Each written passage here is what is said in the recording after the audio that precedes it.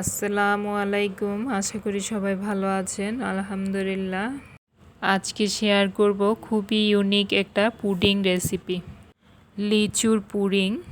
সাধারণত আমরা অনেক ধরনের পুডিং খেয়ে থাকি, এক একটা পুডিং এক এক ধরনের টেস্ট। আজকে লিচুর টেস্টে লিচুর পুডিংটাই তৈরি করলাম। তো চলুন তাহলে পুডিংটা তৈরি প্রসেসিংয়ে চলে যাই।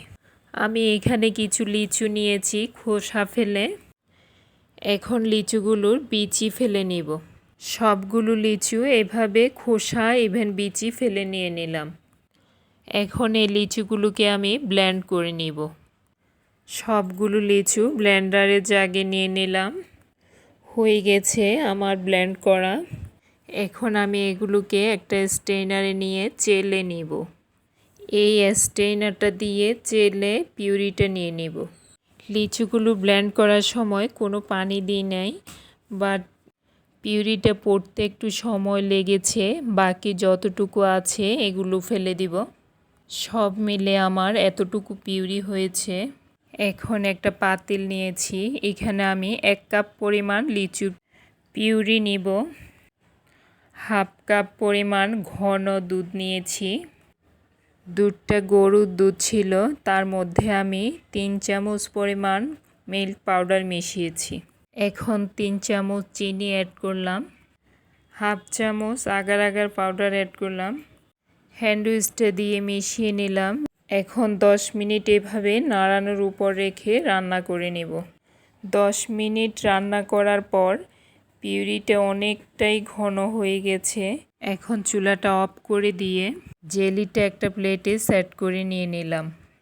জেলিটা জমতে 20 থেকে 30 মিনিট সময় লাগবে। এখন আমি বাকি কাজটা করে নিব। এখানে একটা প্যান নিয়েছি, বাকি যতটুকু পিউরি ছিল 4 কাপ পরিমাণ এই পিউরিগুলো নিয়ে নিলাম। 1 চামচ আগার আগার পাউডার অ্যাড করলাম। সামান্য পরিমাণ লবণ অ্যাড করলাম মিষ্টির ব্যালেন্স ঠিক রাখার জন্য। চিনি অ্যাড করলাম 1/4 কাপ, 1 কাপ থেকে একটু কম। মিষ্টিটা যার যার পছন্দ মতো দিবেন, যেরকম মিষ্টি খেতে চান। এখন হ্যান্ড উইস্ক দিয়ে নাড়ানোর উপর রেখে 10 থেকে 15 মিনিট এভাবে রান্না করে নেব। 10 মিনিট এভাবে রান্না করার পর এখন 1 চামচ পরিমাণ গোলাপ জল অ্যাড করলাম। এটা আপনারা চাইলে স্কিপ করতে পারেন, জাস্ট একটু ফ্লেভারের জন্যই দেওয়া। এখন চুলাটা অফ করে দিয়ে গরম থাকা অবস্থায় মোল্ডে সেট করে নিয়ে নিব। গরম থাকা অবস্থায় নিয়ে নিতে হবে, না হলে কিন্তু পাতিলেই সেট হয়ে যাবে।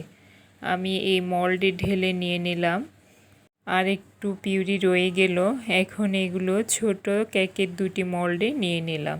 আমি প্রথমে যেই জেলিটা একটা ফ্রিজে সেট করে রেখেছিলাম সেটা পারফেক্টভাবে জমেছে। এখন এই ডিজাইনটা দিয়ে জেলিটা কেটে নেব। কেটে নিয়ে এই পুডিংটা সাজাবো। দেখুন কতটা সুন্দর হয়েছে। এখন আমি রুম টেম্পারেচারে 1 ঘন্টার জন্য পুডিংটাকে ঠান্ডা করে নেব।